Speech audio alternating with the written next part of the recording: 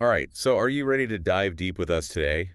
Because we are going to be tackling the concept of ascension. Ooh, Ascension. Yes, as discussed by these spiritual teachers, One Who Serves and Shoshanna.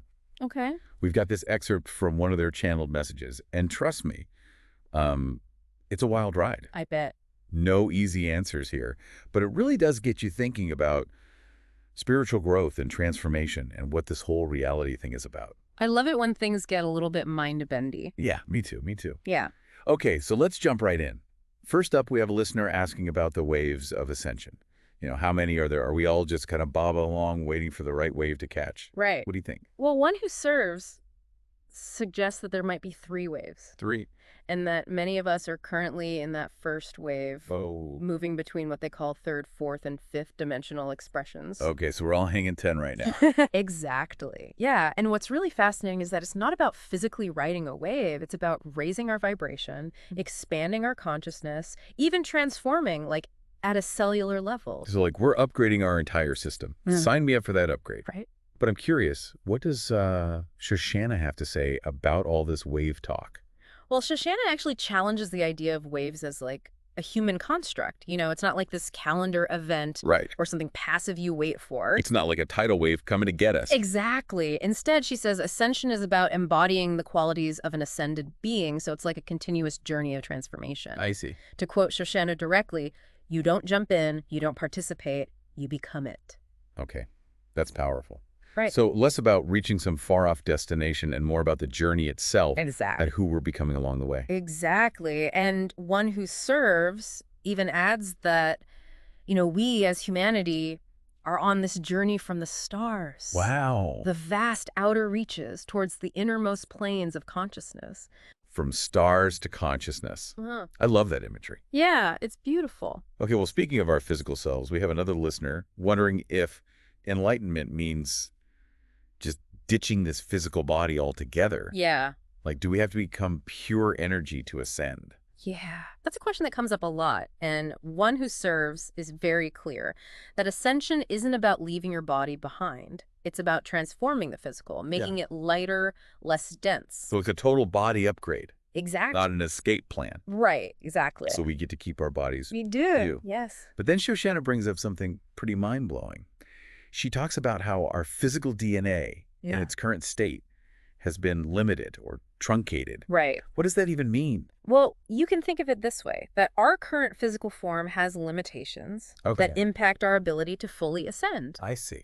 However, she assures us that when our bodies reach a more perfected state, Yes. they'll also be taken into the ascended consciousness. Okay, so there's hope for our human forms yet. It's almost like we're works in progress, destined for some pretty awesome upgrades. I love that. I'm suddenly feeling a lot more grateful for this body. Me too. And it makes you realize that potential for transformation is always there, even within the limitations. Right, exactly. And speaking of expanding perceptions, you also shared an experience from a listener that I think really highlights this. Yes. She was with her mother and grandson Uh-huh. and suddenly saw a ring on the floor. Okay. But when she reached for it, poof, it vanished. Right. Was she imagining things? Or was this like a glitch in reality? Well, One Who Serves suggests that it could be a glimpse into other dimensions, something that we might experience more and more as our perception expands. Like we're catching glimpses of realities beyond our normal way of seeing things. Whoa, that is mind-blowing. Yeah. So our everyday reality might be a lot more multidimensional than we realize. It really might be. Yeah. And what's really interesting here is Shoshanna offers a symbolic interpretation too. She sees the ring, especially with the 3 generations present, as representing the never-ending circle of life. I like that. And how we're all interconnected. So even seemingly ordinary events can hold deeper meaning. I'm definitely going to be paying more attention to those glitches from now on. Me too. It makes you wonder how often the universe is trying to communicate with us in subtle ways. Right. Now, this next question gets to the heart of how we actually live our lives. This listener shared that his guiding principle is what would love do?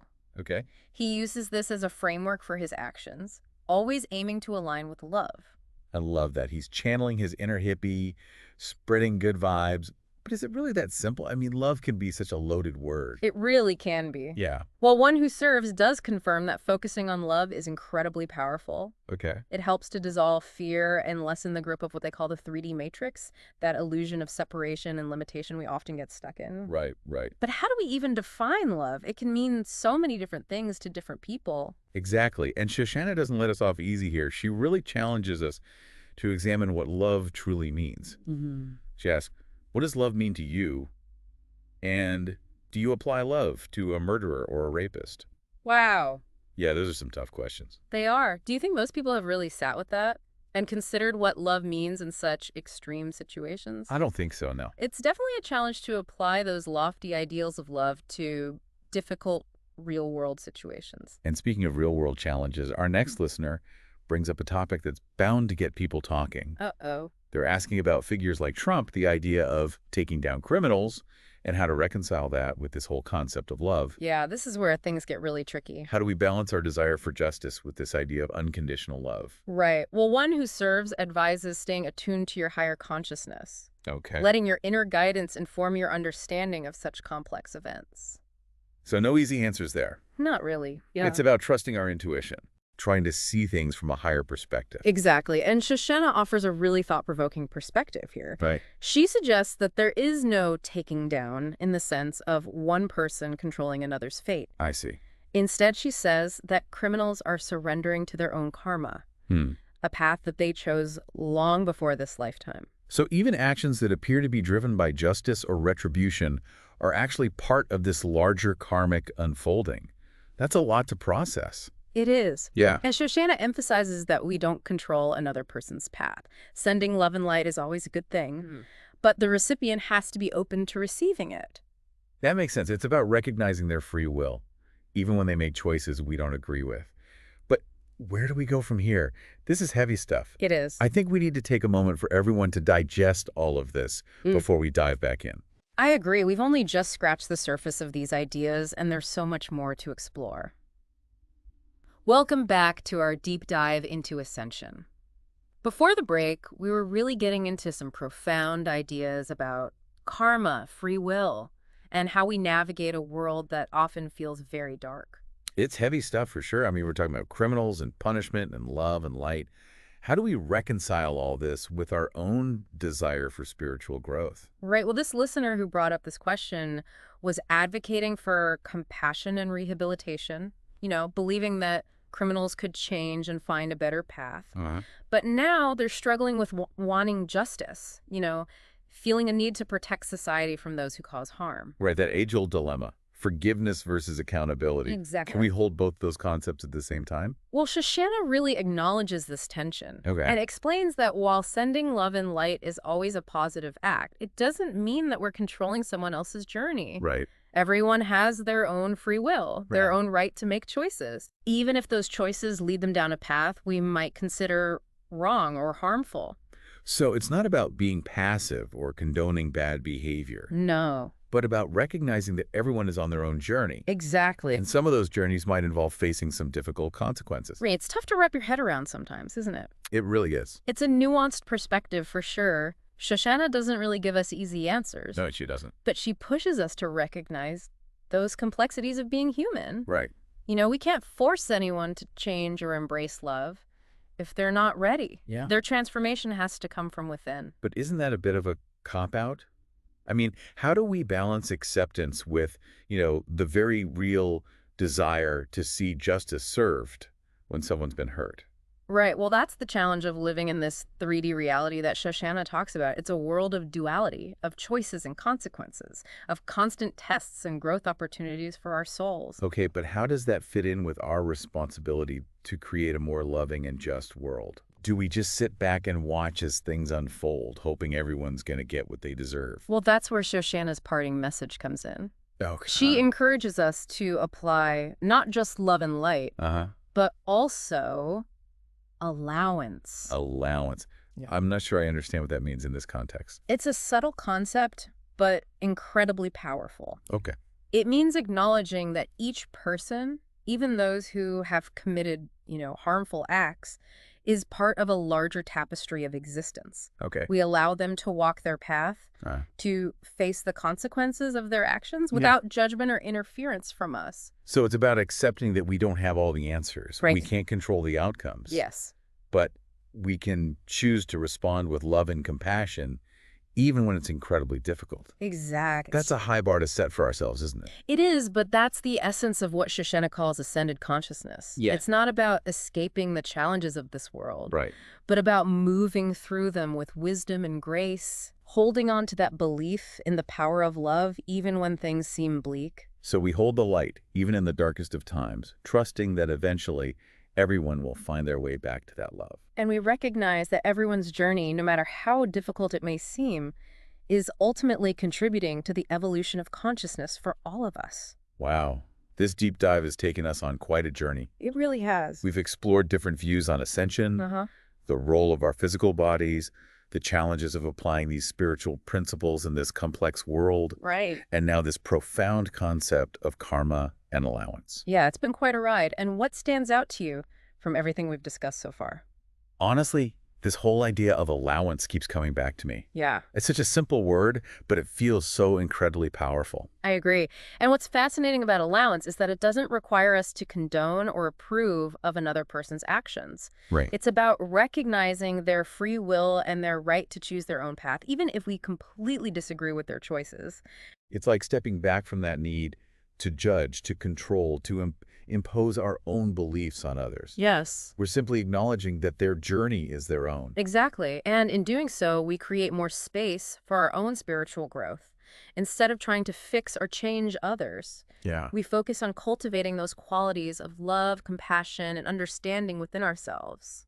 It's a real shift in perspective, isn't it? It is. From seeing ourselves as these separate individuals battling against each other to recognizing that we're all interconnected, all part of this larger tapestry of existence. And each thread, no matter how tangled or seemingly insignificant, contributes to the beauty and the complexity of that whole. This makes me wonder, what if we applied this concept of allowance to every aspect of our lives? Right. Not just the huge issues like crime and punishment, but to our everyday interactions, our relationships, even our own internal struggles. That's a great question. What if we allowed ourselves to be imperfect, to make mistakes, to learn and grow at our own pace? And what if we extended that same grace to others? It feels like a radical act of self-love and acceptance. It does, doesn't it? It's about letting go of that need to control everything, to manipulate situations, to force things to fit into our limited understanding of how they should be. It's about surrendering to the flow of life, trusting that even amidst the chaos and uncertainty, there's a higher order at play that we don't always see.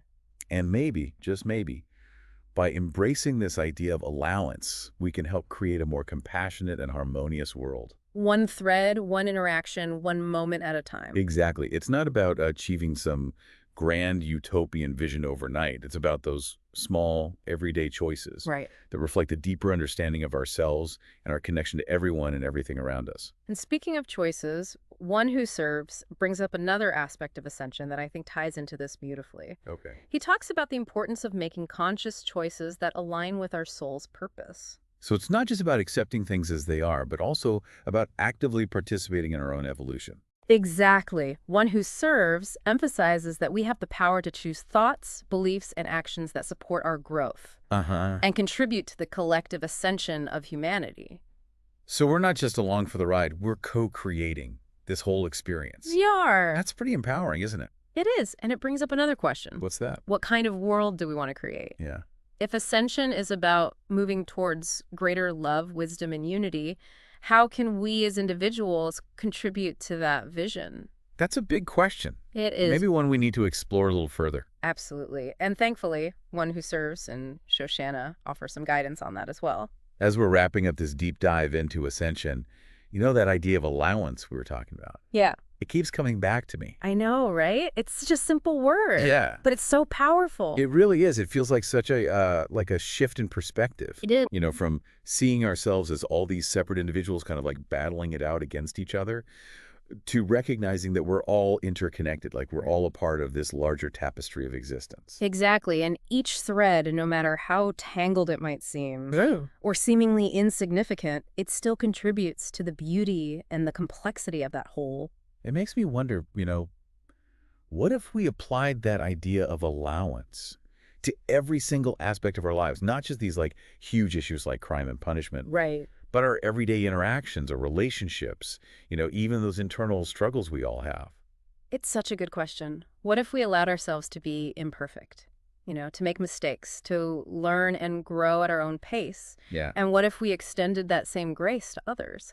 It feels like a radical act of self-love and acceptance. It really does, doesn't it? It does. It's like letting go of the need to control, to manipulate situations, to Yeah. force things to fit into our understanding of how they should be. It's about surrendering to the flow of life, trusting that even when there's chaos, even when things feel uncertain, that there's a higher order at play that we don't always see or understand. And maybe, just maybe, if we embrace this idea of allowance, Yeah. we can help create a more compassionate, harmonious world, just one step at a time. One thread, one interaction, one moment at a time. Exactly. It's not about, achieving some big utopian vision overnight. Right. It's those small, everyday choices that we make Right. that really reflect a deeper understanding of ourselves and our connection to everyone and everything around us. This whole deep dive has been amazing, hasn't it? It's offered us so much to think about. We've explored these contrasting views on ascension. Yeah. We've delved into the mysteries of our physical bodies.